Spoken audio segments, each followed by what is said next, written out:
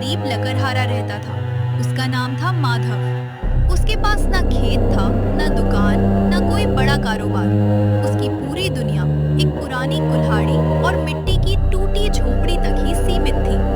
हर सुबह सूरज निकलने से पहले वो जंगल चला जाता और शाम तक लकड़ियां काटकर बाजार में बेचता।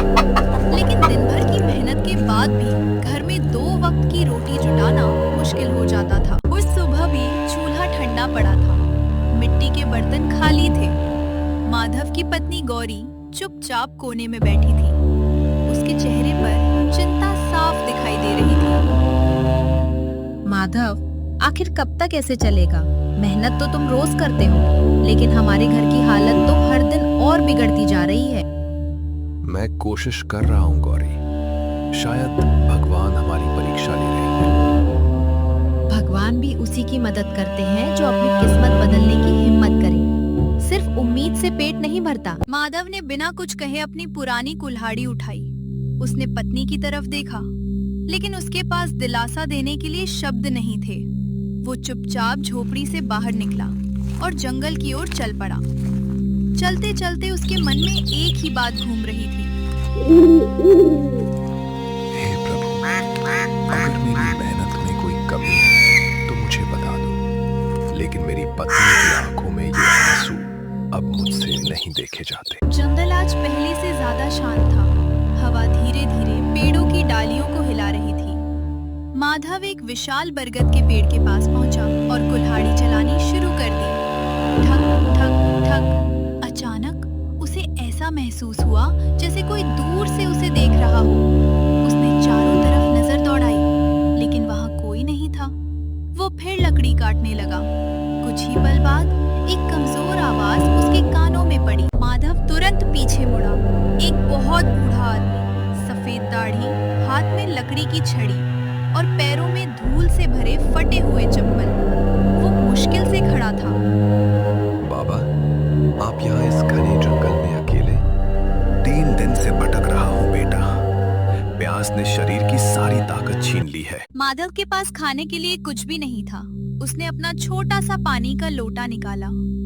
उसमें बस आधा पानी बचा था। अगर वो ये पानी दे देता तो पूरा दिन खुद प्यासा रहना पड़ता। माधव कुछ पल सोचता रहा, फिर मुस्कुराया। बाबा, मेरे पास भोजन तो नहीं है, लेकिन जितना पानी है वो अब आपका है। उसने पूरा लोटा बूढ़े के हाथ में रख दिया। बूढ़े ने पानी पिया और अचानक उसके चेहरे की झुर्रियां चमकने लगीं। उसकी आंखों से तेज प्रकाश निकलने लगा। माधव हैरान रह गया। उसे समझ नहीं आ रहा था कि आखिर उसके सामने हो क्या रहा है। जैसे ही बूढ़े ने पानी का आखिरी घूंट पिया, चारों ओर तेज हवा चलने लगी। पेड़ों की पत्तियां जोर जोर से हिलने लगी। आसमान में चमकदार प्रकाश फैल गया। कुछ ही क्षणों में वो कमजोर बूढ़ा एक तेजस्वी महात्मा के रूप में बदल गया। माधव ये दृश्य देखकर स्तब्ध रह गया। वो तुरंत उनके चरणों में झुक गया।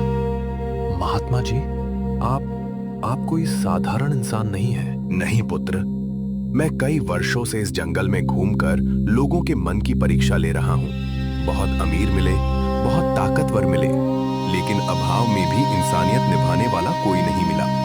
आज तुमने अपना आखिरी पानी मुझे देकर साबित कर दिया कि तुम्हारा दिल धन से बड़ा है। महात्मा ने अपना दाहिना हाथ उठाया। चारों ओर सुनहरी रोशनी फैल गई। माधव, मैं तुम्हें 3 वरदान देता हूँ।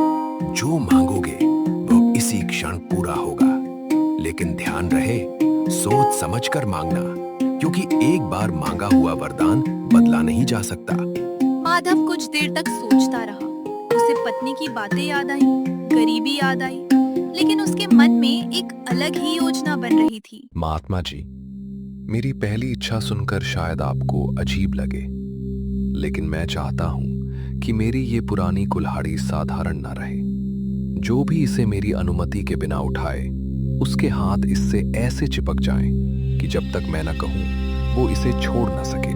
महात्मा कुछ पल शांत रहे, फिर उनके चेहरे पर हल्की मुस्कान आ गई। तुम धन नहीं, बुद्धि से जीतना चाहते हो, तथास्तु। अचानक कुल्हाड़ी सुनहरी रोशनी से चमक उठी। और फिर पहले जैसी साधारण दिखाई देने लगी। अब दूसरी इच्छा मांगो पुत्र। मेरे घर में एक पुरानी लकड़ी की कुर्सी है। मैं चाहता हूं जो भी उस पर बैठे वो मेरी अनुमति के बिना उठ ना सके। इस बार महात्मा सचमुच चौंक गए। अद्भुत! तुम्हारी सोच बाकी लोगों से बिल्कुल अलग है। तथास्तु। अब आखिरी वरदान बचा है। चाहो तो सोने का महल मांग लो, असीम धन मांग लो या लंबी आयु। माधव ने गहरी सांस ली, फिर अपना पुराना चमड़े का थैला उठाया। मैं चाहता हूं इस थैले में जो भी एक बार चला जाए उसे मेरे अलावा कोई बाहर ना निकाल सके। महात्मा कुछ पल तक माधव को देखते रहे, फिर मुस्कुराकर बोले, आज पहली बार किसी मनुष्य ने वरदानों का उपयोग अपनी बुद्धि से करने की सोची है। तुम्हारी तीनों इच्छाएं पूरी हुई, लेकिन याद रखना इनका प्रयोग केवल धर्म और न्याय के लिए करना, लोभ के लिए नहीं। महात्मा अदृश्य हो गए। माधव खुशी खुशी घर पहुंचा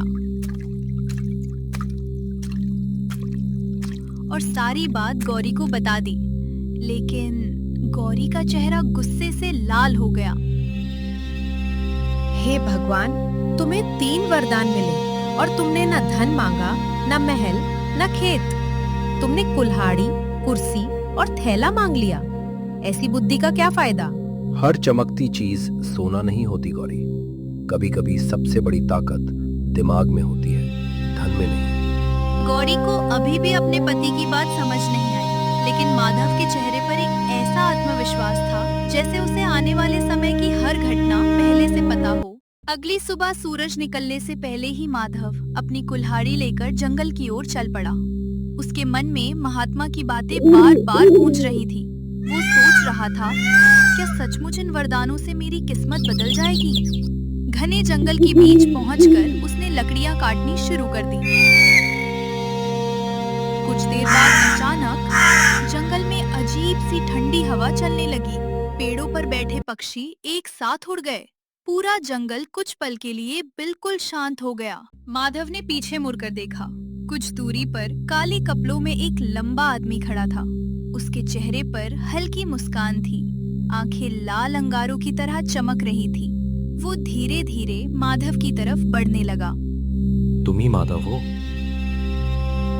हाँ, लेकिन आप कौन हैं? और मेरा नाम कैसे जानते हैं? इस जंगल में रहने वाला हर जीव मुझे जानता है, लेकिन इंसान मुझे अलग अलग नामों से पुकारते हैं। इतना कहते ही उस आदमी का शरीर बदलने लगा। उसके सिर पर 2 बड़े सींग निकल आए। हाथों के नाखून तलवार जैसे लंबे हो गए। आंखों की आग और तेज हो गई। माधव समझ गया, उसके सामने कोई साधारण इंसान नहीं, बल्कि एक भयानक राक्षस खड़ा था। मैं इस जंगल का स्वामी हूँ और मुझे इंसानों की कमजोरियां अच्छी तरह पता है। राक्षस ने अपना हाथ हवा में घुमाया। अचानक उसके सामने सोने की 3 भारी थैलियां प्रकट हो गईं। उनमें भरी हुई सोने की मोहरें सूरज की रोशनी में चमक रही थीं। ये सारी दौलत तुम्हारी हो सकती है। तुम्हें अब कभी गरीबी नहीं सताएगी। बस एक छोटी सी शर्त माननी होगी। कैसी शर्त? आज से ठीक 1 साल बाद तुम मेरे साथ मेरे लोक में चलोगे और हमेशा मेरी सेवा करोगे। माधव चुप हो गया। उसे गौरी के आंसू याद आए, खाली बर्तन याद आए, टूटी हुई झोपड़ी याद आई। एक तरफ परिवार की खुशियां थीं, दूसरी तरफ अपनी आजादी। अगर मैं मना कर दूं तो शायद मेरी गरीबी कभी खत्म नहीं होगी, लेकिन अगर हाँ कह दूं तो 1 साल बाद मेरा क्या होगा? ठीक है, मैं तुम्हारी शर्त मानता हूं, लेकिन याद रखना 1 साल पूरा होने से पहले तुम मुझे लेने नहीं आओगे। मुझे अपना वादा निभाना आता है। 1 साल बाद मैं खुद तुम्हें लेने आऊंगा। राक्षस ने सोने की थैलियां माधव के पास रखीं, छोड़ दिया और देखते ही देखते काले धुएं में गायब हो गया।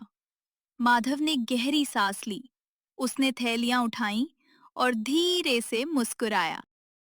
अब खेल शुरू होगा। देखते हैं जीत किसकी होती है, उसकी ताकत की या मेरी बुद्धि की। माधव जब सोने की 3 थैलियां लेकर घर पहुंचा तो गौरी की आंखें खुली की खुली रह गईं। टूटी छोटी झोपड़ी में पहली बार इतनी दौलत आई थी, लेकिन माधव के चेहरे पर खुशी नहीं थी। उसके मन में 1 साल बाद आने वाले खतरे की चिंता छिपी हुई थी। माधव, ये सब हमारा है। अब हमें कभी भूखा नहीं रहना पड़ेगा। हाँ, अब हमारी गरीबी खत्म हो जाएगी, लेकिन याद रखना, इस दौलत का कभी घमंड मत करना।